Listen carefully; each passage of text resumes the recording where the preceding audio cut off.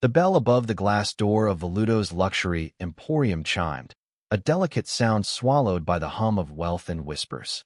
An elderly man, his suit frayed at the cuffs and stained with time, stepped inside, his cane tapping softly against the marble floor. Every head turned, and the air grew thick with judgment, but the manager's face drained of color, as if he'd seen a ghost walk through the door. The store was a cathedral of opulence, its shelves gleaming with diamond-encrusted watches and handbags that cost more than most people's homes. Crystal chandeliers cast prisms of light across the room, illuminating the faces of the elite, their eyes narrowing at the intruder. The old man, Elias, moved with a quiet grace, his stooped shoulders carrying the weight of decades. His eyes, sharp and blue as a winter morning, scanned the room not with awe, but with purpose. The manager, a wiry man named Victor with a pencil-thin mustache, hurried forward, his polished shoes clicking in a frantic rhythm. "Sir," he said, his voice tight, "this is a private establishment. Perhaps you're lost." The words dripped with condescension, but Elias only smiled, a slow, knowing curve of his lips that made Victor flinch. "I'm exactly where I need to be," Elias said, his voice low but steady, like a river carving through stone. He reached into his pocket. In the room, tense shoppers froze. Security guards shifted, their hands hovering near their radios. But Elias pulled out only a small, tarnished locket, its surface engraved with a faint rose. He held it up, letting it catch the light. "I'm here for her," he said. Victor's eyes widened, his gaze locked on the locket. "That's impossible," he stammered. "Where did you get that?" Elias didn't answer. Instead, he walked past Victor, his cane a metronome against the floor, and approached a glass case in the center of the store. Inside was a necklace, its centerpiece a ruby the size of a sparrow's egg, glowing like a captured sunset.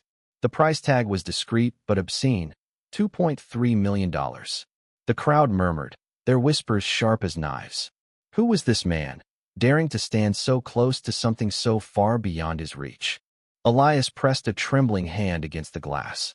"This was hers," he said, almost to himself. "She wore it the night we danced under the stars." His voice cracked, and for a moment, the room seemed to hold its breath. Victor recovered, his face hardening. "Sir, I must insist you leave. This is no place for stories." He signaled to security, but before they could move, a woman's voice cut through the tension. "Let him speak." The crowd parted, revealing a woman in her 40s, dressed in a sleek black suit, her hair pulled back in a severe bun. She was Claire, the store's owner, known for her ruthlessness in business and her impeccable taste. Her presence commanded silence, but her eyes were fixed on Elias, a flicker of curiosity softening her sharp features. "You know this man?" Victor asked, his voice barely above a whisper. Claire didn't answer. She stepped closer, her heels echoing in the now silent store. "What's your name?" she asked Elias, her tone neither kind nor cruel, but searching. "Elias Thornton," he said, meeting her gaze. "And I'm here to take back what was stolen from me." The words hung in the air, heavy with implication. The crowd gasped, their whispers erupting into a frenzy. Stolen? From this man, who looked like he hadn't seen a proper meal in years. Victor's face reddened, and he sputtered. "This is absurd. That necklace has been in our collection for decades, authenticated, untouchable." "Stolen," Elias repeated, his voice unwavering. He opened the locket, revealing a faded photograph of a young woman with eyes like his, her smile radiant. This was Margaret's. "My Margaret." Claire's expression shifted, a shadow crossing her face. She reached for the locket, her fingers hesitating before touching it. "Margaret," she murmured, as if the name carried a weight she hadn't expected. "Tell me everything," she said, her voice softer now, almost pleading. Elias began his story, his words painting a world long gone. He spoke of Margaret, his wife, a woman who loved fiercely and lived boldly. They'd been young and poor, but their love was a fire that no hardship could extinguish. In 1965, they'd stumbled into a gala by mistake, dressed in borrowed clothes, and danced under a sky full of stars. Margaret had worn the ruby necklace that night, a gift from her grandmother, the only heirloom her family had left. "It was our one perfect night," Elias said, his eyes distant. "But the next day, it was gone, stolen from our apartment." I spent years searching, following whispers, chasing shadows. Every lead brought me here, to this store. The crowd was silent now, their judgment replaced by something softer, pity, perhaps, or awe. Claire's face was unreadable, but her hand lingered on the locket, her fingers tracing the rose engraving. Why now, she asked. After all these years? Elias's gaze hardened. Because I'm running out of time. And I made a promise to her, on her deathbed, that I'd bring it back. For her memory. For our daughter. The mention of a daughter sent a ripple through the room. Victor shifted uncomfortably, his earlier confidence crumbling. Claire's eyes narrowed, and she turned to him. Victor, you've been here since my father ran this store. What do you know about this necklace? Victor's face paled again, and he stammered. You don't know anything. It's been in the vault for years, part of the collection. Enough, Claire snapped. She turned back to Elias, her voice steady but laced with something new doubt. I need proof, she said. If what you say is true, I'll help you. But I need more than a story. Elias nodded, as if he'd expected this. He reached into his coat again, this time pulling out a folded piece of paper, yellowed with age. It was a letter, written in Margaret's hand, detailing the necklace's history, its unique flaws, the tiny scratch on the ruby's edge that only its true owner would know. Claire took the letter, her hands trembling slightly. She read it in silence, her face a mask of concentration. When she looked up, her eyes were wide with something like fear. This changes everything, she said. Before she could say more, the store's doors burst open, and a young woman stormed in, her face flushed with anger. She was in her 20s, her hair wild and her clothes casual, a stark contrast to the store's polished elegance. Grandpa, she called, her voice breaking. You can't keep doing this. The crowd turned, stunned. Elias's face softened, and he reached for her. Lila, he said, his voice warm. I told you to stay home. Lila ignored him, her eyes blazing as she faced Claire. He's been chasing this necklace for years, and it's killing him. He's sick, don't you see? He doesn't have time for your games. The room fell silent again, the weight of her words sinking in. Claire looked from Lila to Elias, then to the letter in her hand. For the first time, her composure cracked, and she whispered, Sick? Elias straightened, his cane steady in his hand. I'm not here for pity, he said. I'm here for justice. The air in Veludo's luxury emporium grew heavier, as if the chandeliers themselves were dimming under the weight of Elias's words. Lila's outburst had shifted the room's energy, her raw emotion cutting through the polished veneer of the store. Claire, still clutching Margaret's letter, looked at Elias with a mix of skepticism and something softer, something that might have been guilt. Lila, Elias said, his voice gentle but firm, this isn't your fight. He placed a hand on her shoulder, but she shook it off, her eyes glistening with unshed tears. It is my fight, she snapped, turning to Claire. He's been obsessed with this necklace since I was a kid. He sold everything, our house, his car, his savings just to chase it. And now her voice broke, and she looked away, unable to finish. Claire's gaze softened, but her voice remained steady. Elias's eyes didn't waver. Then open the case, he said. Check the ruby. If the scratch I described isn't there, I'll leave and never come back. The crowd murmured, their curiosity reignited. Victor, who had been hovering nervously, stepped forward, his hands wringing. Miss Claire, this is highly irregular. We can't just open the case for anyone who walks in with a story. Open it, Claire said, her voice like a blade. Victor froze, then nodded to a security guard, who approached the case with a key. The crowd leaned closer, their whispers a low hum. The guard lifted the glass, and Claire carefully removed the necklace, holding it up to the light. The ruby gleamed, its facets catching every eye in the room. She examined it closely, her fingers tracing the stone's edge. Her breath caught, and she looked at Elias, her face pale. There's a scratch, she said, barely audible. Exactly where you said it would be. The room erupted in gasps. Lila's eyes widened, and she grabbed Elias's arm. Grandpa, you were right. Elias nodded, but his expression was grim. I've always known, he said. But knowing isn't enough. I need it back. Claire set the necklace down, her hands trembling. This doesn't prove it was stolen, she said, though her voice lacked conviction. It could be a coincidence, a flaw in the stone. Then let me tell you the rest, Elias said. He sat on a velvet bench, his cane resting across his knees, and the crowd gathered closer, drawn to the quiet power in his voice. He spoke of the years after the theft, how he and Margaret had clung to each other through poverty and loss. They'd had a daughter, Anna, who grew up hearing stories of the necklace, a symbol of their family's resilience. But Anna had died young, leaving behind Lila, who became Elias's reason to keep going. Margaret made me promise, he said, his voice thick with emotion. She said, "Find it, Elias. For Anna. For Lila. So they know we never gave up." He looked at Lila, who was crying silently now, her anger replaced by grief. Claire listened, her face unreadable, but her eyes betrayed a storm of emotions. She turned to Victor, who was sweating profusely. "Victor," she said, her voice low, "you were my father's right hand. You knew every piece in this store. Tell me you didn't know about this." Victor's mouth opened, but no words came. His silence was louder than any confession. The crowd shifted, their judgment now aimed at him. Claire's face hardened, and she took a step toward him. "Speak," she demanded. Before Victor could respond, a new voice broke the tension. "He doesn't need to." The crowd turned to see an older man, his hair silver and his suit impeccable, standing at the edge of the room. He carried a leather briefcase, and his presence was commanding, though his eyes were weary. "I'm Henry Voss," he said. "I was your father's lawyer, Claire, and I know the truth about that necklace." The room froze. Lila's head snapped up, and Elias's hand tightened on his cane. Claire's eyes narrowed. "Henry," she said, her voice tinged with disbelief. "You retired years ago. Why are you here?" Henry stepped forward, his briefcase clicking open. "Because I couldn't stay silent anymore," he said. He pulled out a folder, its edges worn, but its contents pristine.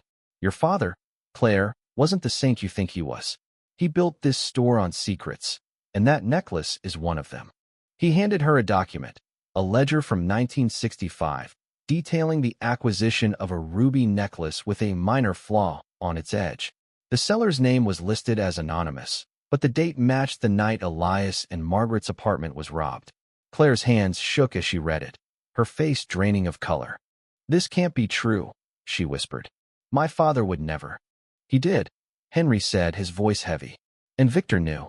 He was the one who handled the transaction." Victor's knees buckled, and he sank into a chair, his face ashen. "Tu didn't know it was stolen," he stammered. "Your father said it was a legitimate purchase. I just followed orders." Elias rose, his eyes blazing. "You followed orders that destroyed my family," he said. "You let Margaret die without her legacy. You let my daughter grow up without her mother's truth." Lila grabbed his arm, her voice pleading. "Grandpa, stop. You're shaking. You need to rest." But Elias shook his head. "Not until it's done," he said. He turned to Claire. "You wanted proof. You have it. Now give me what's mine." Claire looked from the ledger to the necklace, then to Elias. Her empire, her father's legacy, was crumbling before her eyes. "I need time," she said, her voice barely a whisper. "I need to verify this." Elias nodded, but his eyes were unyielding. "I've waited 60 years," he said. "I can wait a little longer. But not much." The crowd was silent, their earlier disdain replaced by a quiet respect. Lila helped Elias to his feet, and they walked toward the door, the bell chiming softly as they left. Claire stood frozen, the ledger in her hands, as Henry watched her with pity. "Claire," he said softly, "you can't run from this." She didn't respond. The weight of her father's sins was heavier than any jewel in her store. The city outside Veludo's buzzed with life, but inside Elias's small apartment, the world felt still. Lila sat across from him at a worn kitchen table, her hands wrapped around a chipped mug of tea. Elias's face was pale, his breathing shallow, but his eyes burned with the same fire that had carried him into the store. "You shouldn't have gone," Lila said, her voice tight. "The doctor said you need rest, not this." She gestured vaguely, her frustration masking her fear. The apartment was sparse, its walls lined with faded photographs of Margaret and Anna, their smiles frozen in time. The locket sat on the table, its rose engraving catching the dim light. "I had to," Elias said, his voice raspy but resolute. "For her. For you." He reached for the locket, his fingers trembling. "This is all we have left of her, Lila. But that necklace, it's her heart. I can't let it stay in that place." Lila's eyes filled with tears. "What if they don't give it back?" What if Claire buries it, like her father did? Her voice cracked. You're all I have, Grandpa. I can't lose you too. Elias's face softened, and he took her hand. You won't, he said. But I need you to believe in this. In me. Their moment was interrupted by a knock at the door. Lila frowned, wiping her eyes. Who's that? She muttered, crossing the room. She opened the door to find Claire standing there, her sleek Carina Veluto suit replaced by a simple coat, her face drawn and uncertain. Behind her stood Henry, his briefcase clutched tightly. May we come in? Claire asked, her voice softer than in the store, almost hesitant. Lila glanced at Elias, who nodded. She stepped aside, and Claire and Henry entered, their presence jarring in the cramped, modest space. Claire's eyes scanned the room, lingering on the photographs, and something like sorrow flickered across her face. I didn't expect this, Claire said, sitting stiffly on a worn couch. Your home, it's so different from the store. It's honest, Elias said, his tone sharp but weary. Unlike your father's legacy. Claire flinched but didn't argue. She set a folder on the table, the same ledger Henry had shown her. I've been investigating, she said. Henry's documents are conclusive. My father purchased the necklace under questionable circumstances. I found records of payments to a man known for fencing stolen goods. The dates align with your story. Elias's jaw tightened, but he said nothing, waiting. Lila's eyes darted between them, her hands clenched. There's more, Henry said, his voice heavy. Your father wasn't just careless, Claire. He knew the necklace was stolen. He paid to keep it quiet, to protect the store's reputation. Claire's face crumpled, just for a moment, before she regained her composure. I didn't know, she said, her voice barely audible. I was a child when he ran the store. I thought he was, she trailed off, unable to finish. A thief, Elias said, his voice cutting. He took everything from us. Claire nodded, her eyes glistening. I'm sorry, she said, and the words seemed to cost her something. I can't undo what he did, but I can make it right. Lila's breath caught. You're giving it back? She asked, hope creeping into her voice. Claire hesitated, her fingers twisting together. It's not that simple, she said. The necklace is part of the store's legacy, insured for millions. If I hand it over without explanation, the board will revolt. My investors will demand answers. Then tell them the truth, Elias said, his voice like iron. Let the world know what your father did. Claire's eyes widened. That would destroy the store, she said. My family's name, everything I've built. Your father built it on lies, Elias interrupted. You can rebuild it on truth. The room fell silent, the weight of his words sinking in. Henry cleared his throat, breaking the tension. There's a way, he said. We can document the necklace's return as a gesture of goodwill, a correction of a past mistake. No names, no scandal. The board might accept that. Claire looked at him, hope flickering in her eyes. You think that would work? It's a start, Henry said. But you'll need to face the consequences, Claire. The truth has a way of spreading. Lila's voice broke in. Why are you helping? She asked Henry, her tone sharp. You worked for her father. You knew, didn't you? Henry's shoulders sagged. I suspected, he admitted. But I was young, ambitious. I looked the other way. When I saw Elias in the store, I couldn't stay silent anymore. I owed him that much. Elias's eyes softened, just slightly. You're late, he said, but you're here. Claire stood, pacing the small room. I need time to convince the board, she said. But I promise, Mr. Thornton, I'll fight for this. For you. Elias nodded, but his face was unreadable. I've heard promises before, he said. But I'll hold you to this one. Claire met his gaze, her resolve hardening. You have my word. As Claire and Henry left, Lila turned to Elias, her voice trembling. Do you believe her? Elias looked at the locket, his fingers tracing the rose. I have to, he said. For Margaret. Outside, the city hummed, oblivious to the battle unfolding within.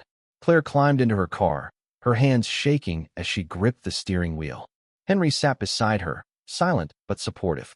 You're doing the right thing, he said finally. Claire didn't respond. The weight of her father's sins was hers now, and the path ahead was uncertain. The boardroom of Veluto's luxury emporium was a stark contrast to Elias's humble apartment. Glass walls overlooked the city skyline, and the long mahogany table gleamed under the soft glow of recessed lighting. Claire stood at the head of the table, her face composed but her hands gripping the ledger tightly. The board members, a dozen men and women in tailored suits, watched her with a mix of curiosity and impatience. "Thank you for coming on short notice," Claire began, her voice steady despite the storm brewing inside her.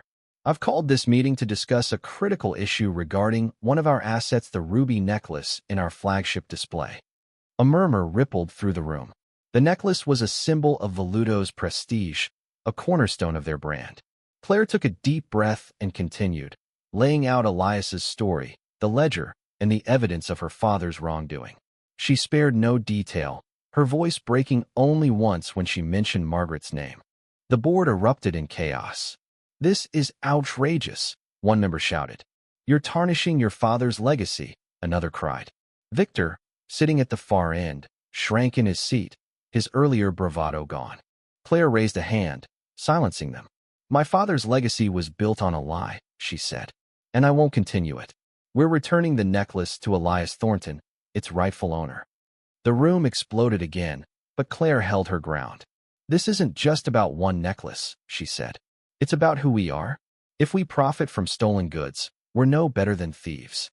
A woman in a red blazer, the board's chair, leaned forward. "Claire, this could tank our stock. The bad press, the lawsuits. Then we face them," Claire said, her voice like steel. "We do what's right." Back at the apartment, Elias sat by the window, the locket in his hands. Lila paced behind him, her anxiety palpable. "What if they refuse?" she asked. "What if they bury it?" Elias's eyes were fixed on the horizon. "Then we fight," he said. "But I believe her." Lila stopped, her voice soft. "Why? After everything, why trust her?" Elias smiled faintly. "Because she's fighting her own ghosts. That takes courage." The phone rang, and Lila answered, her face tense. She listened, then gasped, tears streaming down her face. "Grandpa," she whispered, "they're giving it back."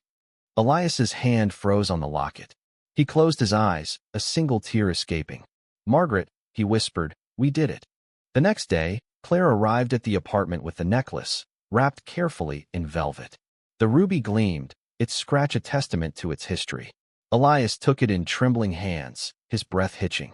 Lila sobbed quietly, clinging to his arm. "I'm sorry," Claire said, her voice thick with emotion. "I can't undo the past, but I hope this helps." Elias nodded, his eyes shining. "It's enough," he said. "Thank you." As Claire left, Lila hugged Elias tightly, the necklace between them. "What now?" she asked. Elias looked at the photographs on the wall. Margaret, Anna, and now Lila, their legacy alive in her. "Now," he said, "we live." The city moved on, but in that small apartment, time stood still, the weight of decades lifted by a single act of justice. Claire returned to the store, her steps lighter but her heart heavy with the work ahead. The truth was out, and the consequences were coming. But for the first time, she felt free.